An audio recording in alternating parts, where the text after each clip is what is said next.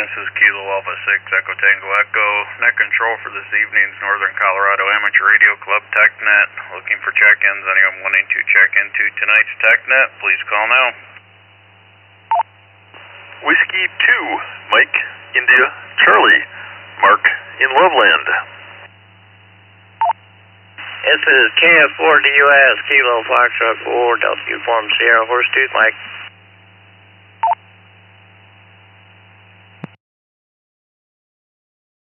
Kilo 9er, Sierra Charlie Whiskey, Shannon, Fort Collins.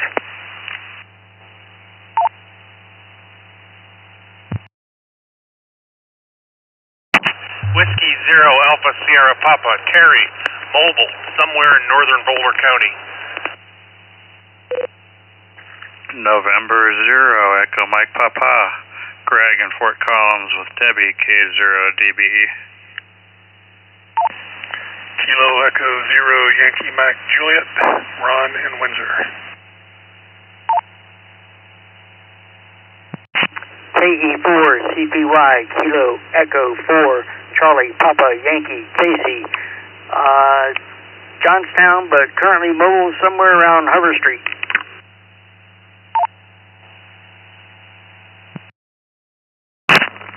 Alpha Echo 0 Charlie Foxtrot, Ben, Fort Collins.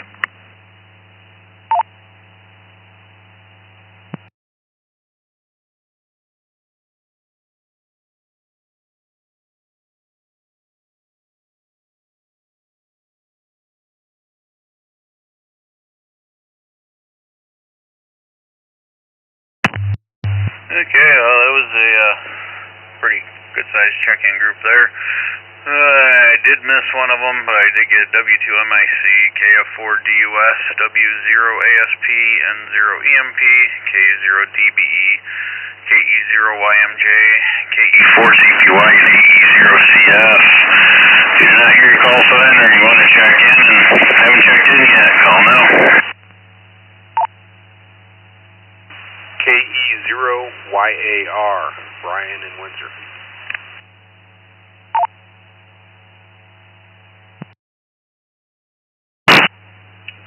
AE0 GM, George in Berthoud, but using Echolink from Westminster tonight.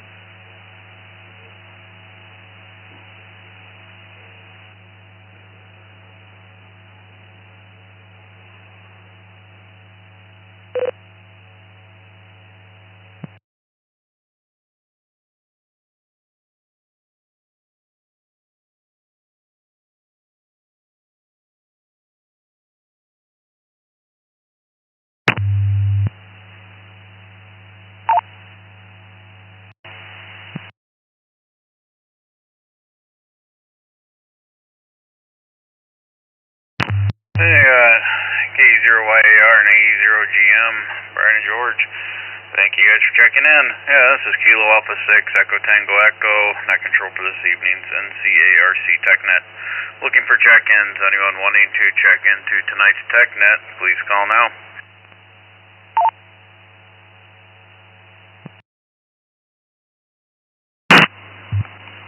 This is W1VAN, Whiskey 1 Victor, Alpha, November, Ivan.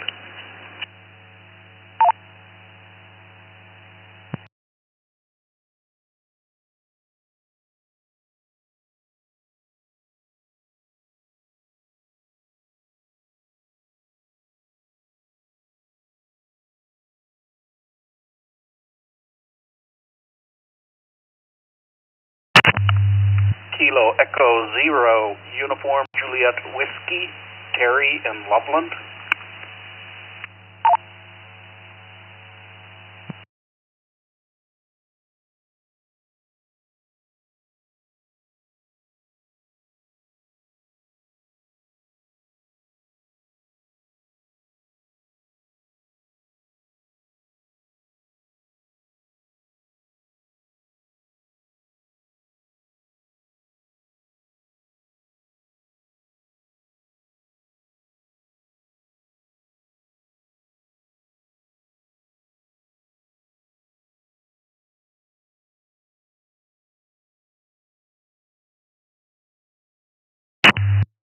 Okay, we'll move on.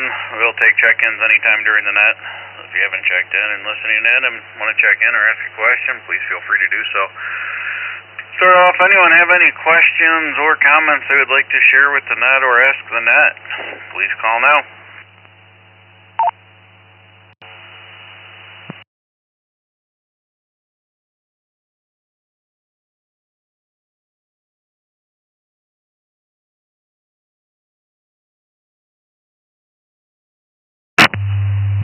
This is W1BAN with announcement.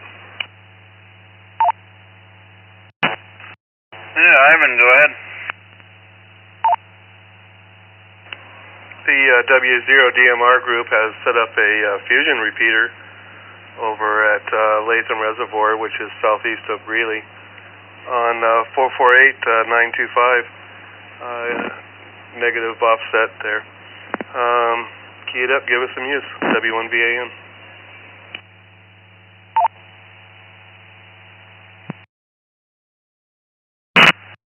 Is that fusion only? Is there any analog or anything that requires a PL tone or C4FM only? It is actually dual mode there. 103.5 is the tone. For your storm chasers out there, it might be a good repeater.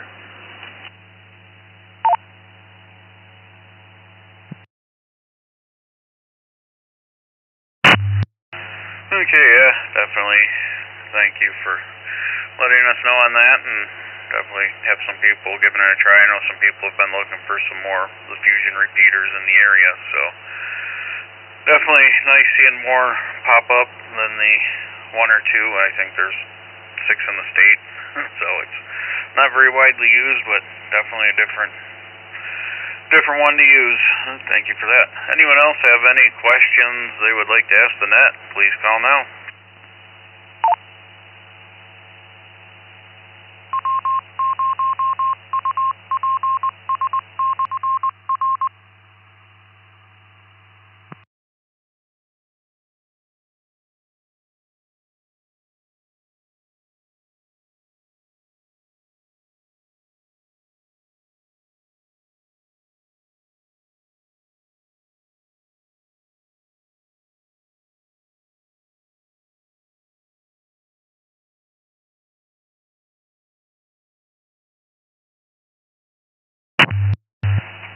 Yeah, I hear nothing. I'll bring up a little topic, something that happened over the weekend. Everyone is aware field day took place from over Saturday and Sunday, from noon Saturday to noon Sunday. Curious to hear how many people got out and operated, who had good luck on what bands and where everything took place at. I know I was out with the NCARC over at the Budweiser Event Center. Started out on 40 meter, realized it was very packed and pile-ups all over the place, so I switched between a few bands and found that 10 meter was open really well, and I did pretty much all of my operating on 10 meter all day Saturday, and I was able to get coast to coast and all the way up to Edmond, Canada. It was about halfway up into Alberta, halfway between border of the United States and the Arctic Circle. So pretty interesting to see 10 meter open, be able to get that good of propagation around the country on 10 meter. Anyone have any experiences or any questions or anything they want to ask about field day, or if you were able to share with what you were able to do over the weekend?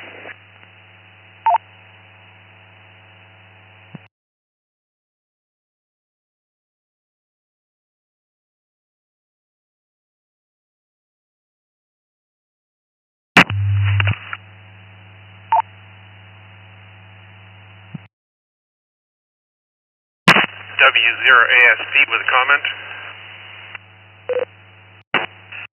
Yeah, Terry, go ahead.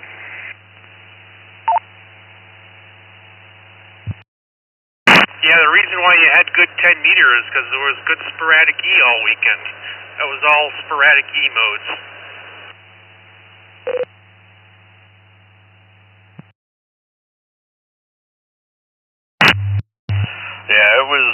definitely a interesting weekend and a fun time.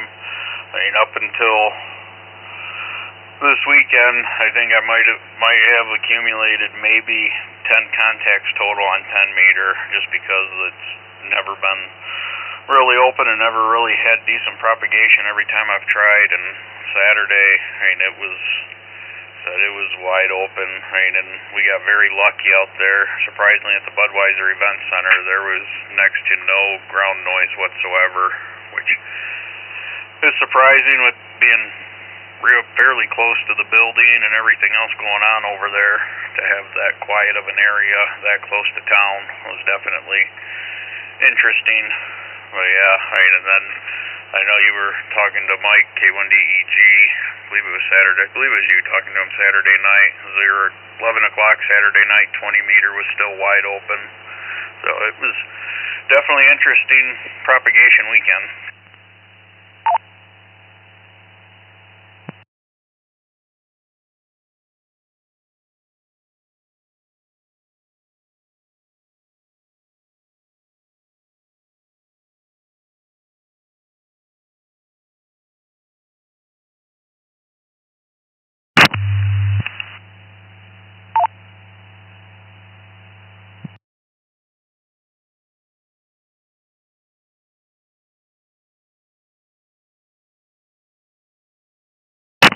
KE0YAR. Was checking out everybody's gear at field day. I was curious if you had any specific recommendations on a first HF antenna.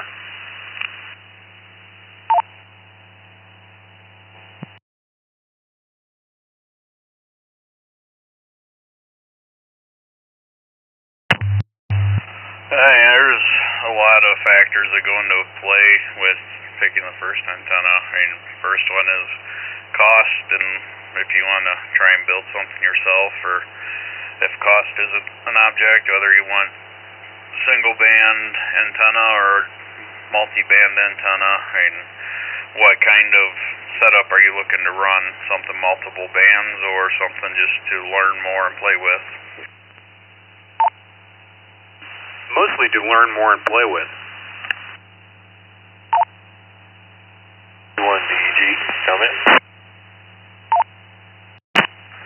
K1DEG, go ahead.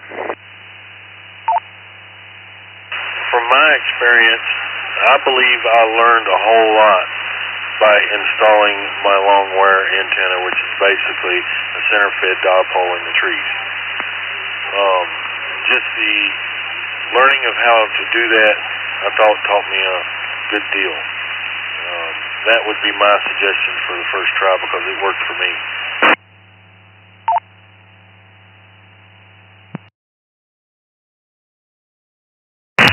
Yeah, definitely good point there, and always something basic and simple to build. You could start off with just a center fed dipole for 20 meter. It's a fairly short antenna. You can do the half wave and end up total 63 feet of wire total. I mean, so you're 30, 32, 33 feet from each side of the center fed. I mean, you can build them to where they're directly fed from the coax with just a simple RF choke or a couple coils of the coax to choke any RF coming back down. But that's something simple, cheap to build, and it'll help you learn the basics of the antenna and propagation. There's a lot of different you could do the center fed straight dipole, and try an inverted V dipole, different configurations just to learn. Like I said, it's something that's cheap to do, so if you do one and screw it up, you're only out $10 worth of wire instead of $200 for an antenna. That's something like you're looking for, or something a little bit different. Sounds like more or less what I had in mind. Any recommendations on the wire to use to this?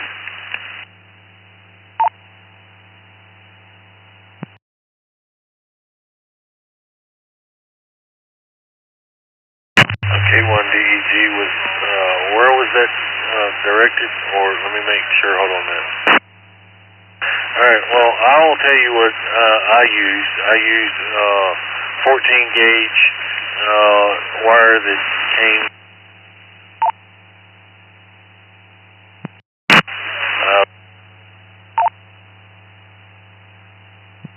wire that you can get your hands on would be the better. You got to remember, if you're hanging it by its own weight, you have to take into consideration on how big it is, the size of wire.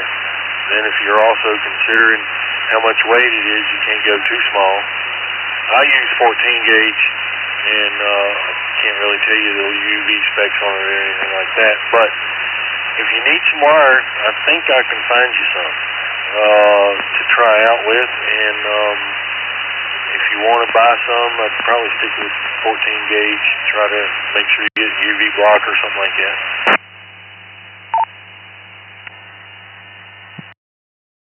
DEG, thank you very much. Might take you up on that offer. D0MJ.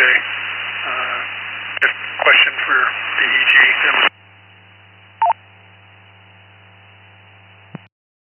YMJ, I hear you got a question. Go ahead, K1DEG.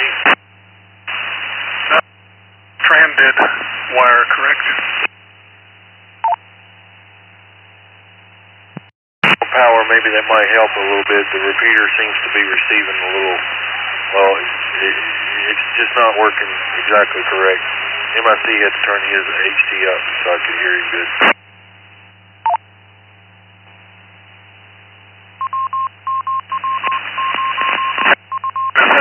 Stranded wire. Oh, yeah, I did hear you that time. Stranded wire, that is correct. 14 gauge stranded.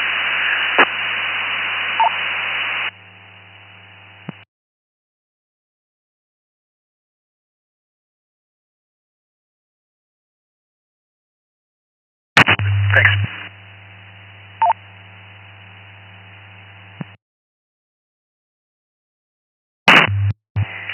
Yeah, good information there, Mike. Yeah, it's always good to plan ahead for what the weight is going to be, the length of it and everything. I know everything I've done, all the antennas I've built to play around with and that, I would generally 14 gauge wire stranded. I always try and find silicone.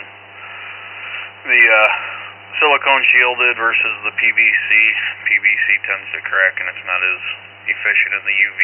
It cracks and breaks and everything else. So anyway, you can, if you've even better is bare copper wire with the protectant on it, but that starts to get more expensive. But any general purpose 14 gauge stranded wire will work for playing around and learning with.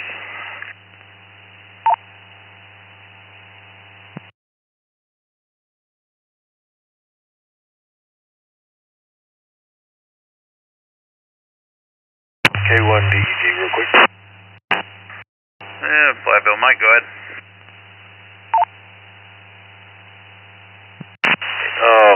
The one thought that I would suggest is get on your phone and do searches for long wire, or I had the other term, can't remember, random length wire antenna, and read up on it, because just doing that, it'll teach you a whole lot of other stuff that helped me when I was getting my generals. K1DEG.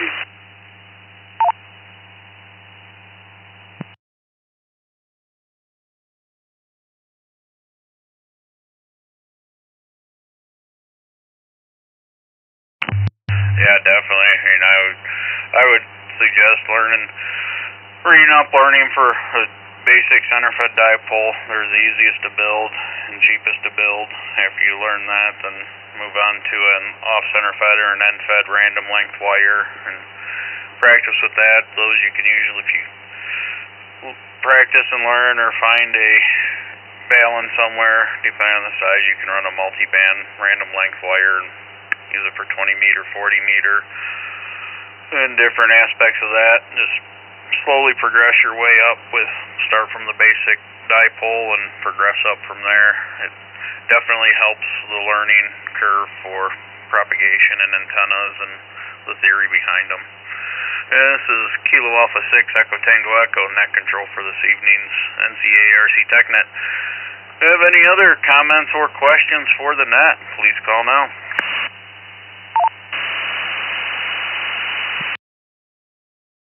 W0ASP comment. W0ASP, go ahead. Yeah, Roger. For antenna wire, I like to use copper-coated steel, sometimes called copper weld. That's strong, relatively light, and not that expensive because it's not solid copper. I get mine from a company called Davis RF in New Hampshire.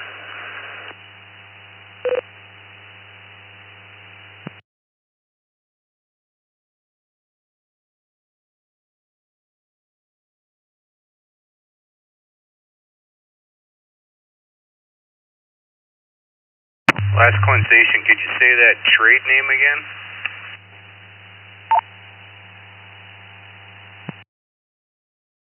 Roger. Copper-coated steel is called copper weld.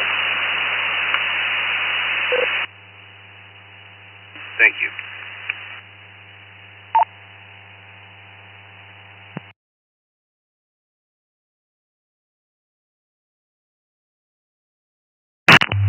And definitely thank you for that, Terry. I'll have to check into that myself for something a little bit different, because I've just been using cheap silicone-coated white copper wire, but I haven't had any issues yet, but I've been more and more going towards putting antennas up that are up for a long time. Up until a few months ago, it was build an antenna, play around with it for a couple weeks, and then build something a little bit different. So definitely something that a little bit more longevity would definitely help out a lot. Thank you for that. Any other questions or comments? Please call now.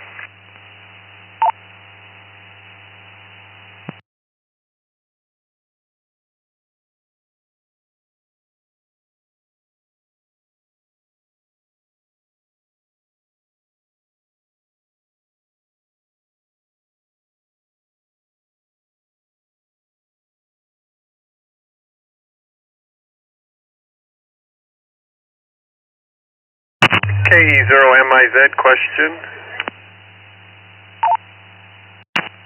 KE0MIZ, go ahead. Yeah, this is Kilo Echo 0 Mike India Zulu Rob out here around Owl Canyon. And I was listening to 10 meters all throughout our field day here and had listened to quite a large amount of the United States, which was really interesting. And I tried to get a couple contacts going.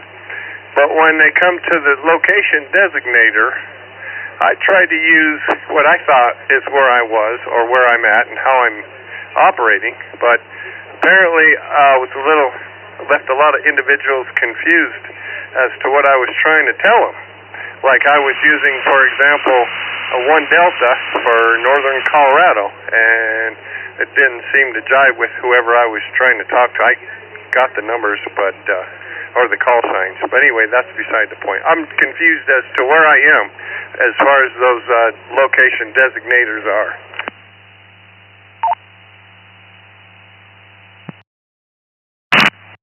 Yeah, definitely. I know it gets confusing with the, especially considering a lot of field days a little bit different than some of the other actual contests on that field day. The 1 Delta is a designation for a single operator from a home station. That would be your station identifier is a 1 Delta. Your location for field day is Colorado. It's just Charlie Oscar is the only designator for the state. There is nothing to separate northern Colorado from southern Colorado or the western slope. It's just what the state's one as a whole. That got confusing for some because you get to some areas like California that has 8 different designators between the San Fernando Valley, Los Angeles, San Francisco, and all them have their own designator just because of the population density. But yeah, it would have been for years for Colorado, would have been a 1 Delta Colorado. Well, that's basically what I learned, and you just confirmed it. So I used that on several occasions, and still was confused as far, because I always said northern Colorado, and nobody could drive with it. But anyways, I appreciate the answer there, and I'll get out of the way. K0MIZ, thank you.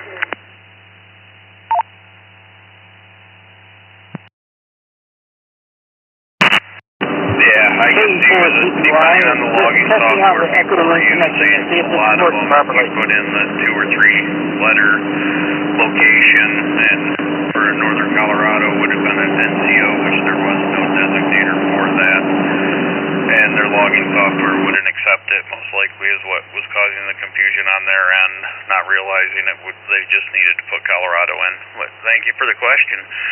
Anyone else have any questions they would like to ask the net? Please call now.